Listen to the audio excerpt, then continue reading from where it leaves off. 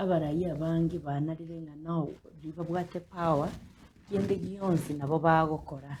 I think ikine kintu abaraia bangi batara understand nga bono iga bana inchi mbamwete naki just because oro MP usoro mu governor usoro mu senator temine tinga bono ayenya sai egente amangana united kare rero iga okonyora omuntu akore maburi iga gotenena oita abana baino nando ira no batebinga yaya bali nabo babanga beite barabwa abanyene.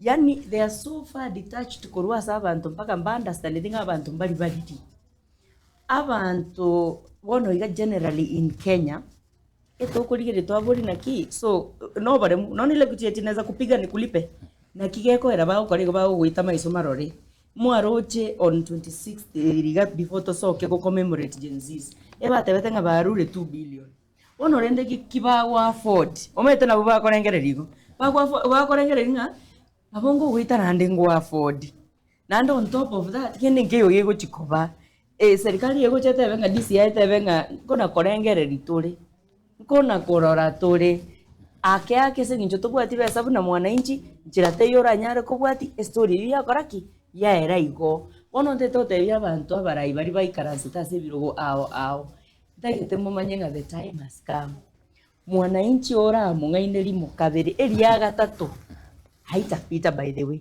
and this is a serious call. Wananchi wajitokeze wakatae haya maneno. Hata kama mtu anaweza kukuafford kukulipa, hakuna kitu ambayo inaequate maisha ya binadamu.